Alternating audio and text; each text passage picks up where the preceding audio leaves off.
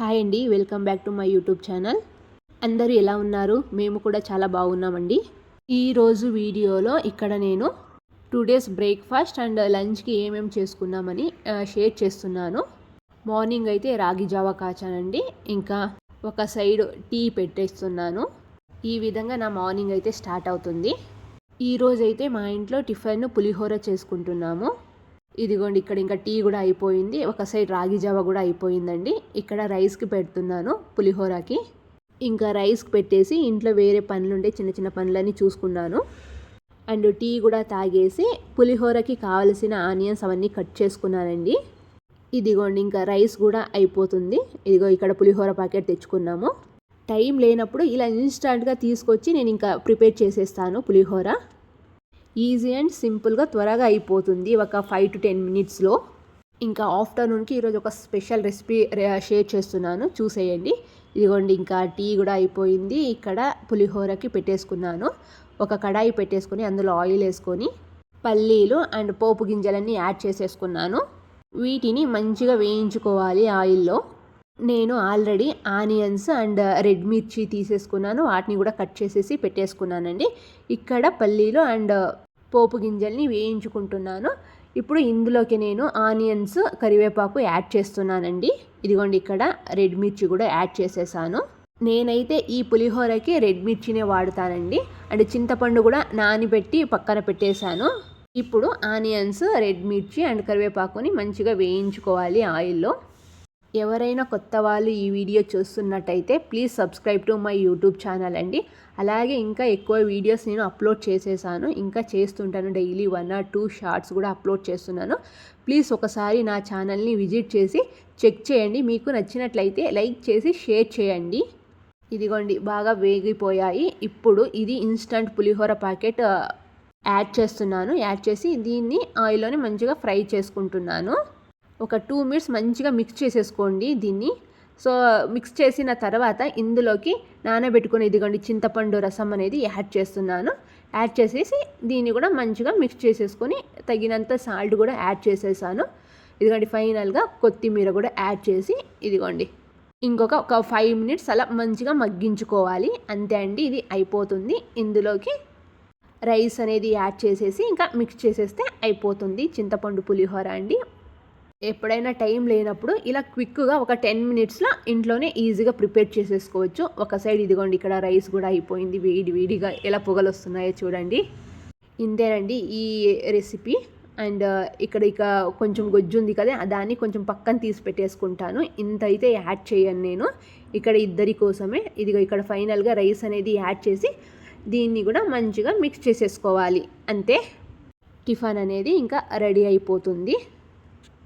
And ఆఫ్టర్నూన్కి ఒక మంచి recipe share చేస్తా అన్నా కదండి, అది వచ్చి ఈరోజు మా ఇంట్లో ఆఫ్టర్నూన్కి పితక పప్పు ఉంటుంది కదండి, దాంతో కర్రీ చేసేసుకుంటున్నాము.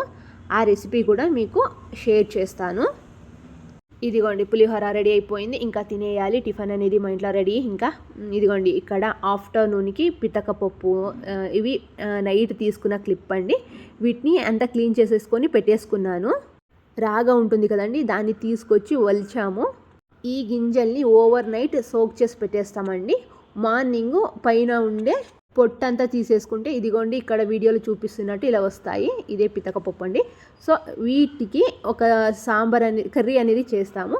సో దానికి ఇక్కడ వీడియోలో చూపిస్తున్నట్టు మసాలా అనేది ప్రిపేర్ చేస్తున్నాను. దానికోసము జింజరు, గార్లిక్, చెక్క, లవంగం అండ్ ఎలాచి, ఇదిగోండి ఇక్కడ కట్ చేసుకున్న ఆనియన్స్, టమోటా, కొబ్బరి అండ్ ఫైనల్గా కొత్తిమీర కూడా యాడ్ చేసేసి మంచిగా గ్రైండ్ చేసేసుకోవాలి, మిక్సీ పట్టేసుకోవాలండి. మెత్తటి పేస్ట్ లాగా మీరు గ్రైండ్ చేసుకోవాల్సి ఉంటుంది. ఇక్కడ ఇదిగోండి, ఇక్కడ మెత్తటి పేస్ట్ అయ్యింది. దీంట్లోకి కొంచెం కారం పొడి తగినంత, ఒక్కొక్కరు ఒక్కొక్క విధంగా కారం అనేది తింటారు. సో కారం పొడి, పసుపు, ఇక్కడ ఇంట్లోనే ప్రిపేర్ చేసుకున్న ధనియాల పొడి కూడా నేను యాడ్ చేస్తున్నానండి. ఇదిగోండి, ఇలా వీడియోలో చూపిస్తున్నట్టు మెత్తగా పేస్ట్ చేసేసుకోవాలి. మసాలా అయితే రెడీ అయిపోయిందండి. నేను ఆల్మోస్ట్ ఇలాగే ప్రిపేర్ చేసుకుంటున్నాను. ఇప్పుడు రండి, ఇప్పుడు కర్రీ అనేది ఎలా చేయాలో మీ దగ్గర షేర్ చేసుకుంటాను. కుక్కర్ పెట్టేసుకొని అందులోకి సరిపడినంత ఆయిల్ అనేది యాడ్ చేసుకొని ఆవాలు, కరివేపాకు ఉంటే కరివేపాకు కూడా యాడ్ చేసేసుకొని దాంట్లోకి ఆనియన్స్ అనేది యాడ్ చేసుకొని వాటిని కూడా మంచిగా మగ్గించుకొని, ఇదిగోండి టమాటా కూడా ఫైనల్గా నేను యాడ్ చేసేసాను. ఫైనల్ ఇక్కడ నేను కరివేపాకు అనేది మిక్స్ చేశాను, ఇక్కడ యాడ్ చేస్తున్నానండి. ఇదంతా మంచిగా మగ్గించుకున్న తర్వాత నేను మిక్సీ పెట్టేసుకొని ఉన్నాను కదండి, ఆ ఒక్క మసాలాని యాడ్ చేస్తే చాలండి. నేను ఇంకా ఏ మసాలా కూడా యాడ్ చేయను. ఈ మసాలాని ఆయిల్లోనే దాన్ని కూడా మంచిగా ఫ్రై చేసుకోవాలి. ఫ్రై చేసుకుంటే మీకు పచ్చివాసన అనేది ఉండదు, మంచిగా చాలా టేస్టీగా కుదురుతుంది. ఇదిగోండి ఫైనల్గా ఇక్కడ పితకపప్పు కూడా యాడ్ చేసేసాను. ఇంతే అండి. ఇందులోకి ఇప్పుడు మంచిగా దీన్ని మిక్స్ చేసేసుకొని ఇందులోకి నేను ఏం చేస్తానంటే తగినంత వాటర్ అనేది యాడ్ చేస్తాను. ఇదిగోండి ఇక్కడ వాటర్ అనేది కూడా యాడ్ చేస్తున్నాను. మీకు తగినంత వాటర్ అనేది యాడ్ చేసుకొని సరిపడినంత సాల్ట్ అనేది కూడా వేసేసుకోవాలండి. మీలో ఎంతమందికి తెలుసు పితకపప్పు అండ్ దోశ కాంబినేషన్ చాలా బాగుంటుందని? నాకైతే చాలా నా ఫేవరెట్ అండి పితకపప్పు అండ్ దోశల కాంబినేషన్. ఇదిగోండి ఇక్కడ సాంబార్ కూడా అయిపోతూ ఉంది, కర్రీ అయిపోతూ ఉంది. నేను ఇక్కడ దీనికి విజిల్ అయితే పెట్టానండి, ఎందుకంటే విజిల్ పెడితే అవి పితకపప్పు అనేవి ముద్దలాగా అయిపోతాయి. అందుకోసం నేను నార్మల్గా ఇలాగేనే ఉడికించుకుంటాను. విజిల్ అనేది పెట్టకుండా ఒక 20 మినిట్స్ ఉడికించుకుంటే చాలండి, మంచిగా వచ్చేస్తుంది. ఇదిగోండి ఇక్కడ దోశలు కూడా వేసేస్తున్నాను. అంతే అండి, కర్రీ కూడా అయిపోయింది, దోశలు కూడా వేసేసుకున్నాను. ఈ కాంబినేషన్ అయితే చాలా బాగుంటుంది. ఎవరైనా ట్రై చేయని వాళ్ళు ఉంటే ఒకసారి ట్రై చేయండి మీరు కూడా. టేస్ట్ కూడా చూసానండి, చాలా అంటే చాలా బాగుంది. ఈరోజు వీడియో ఇంతేనండి. అండ్ చివరి దాకా ఈ వీడియో చూసినందుకు చాలా థ్యాంక్స్ అండి. టేస్ట్ అయితే చాలా బాగుంది.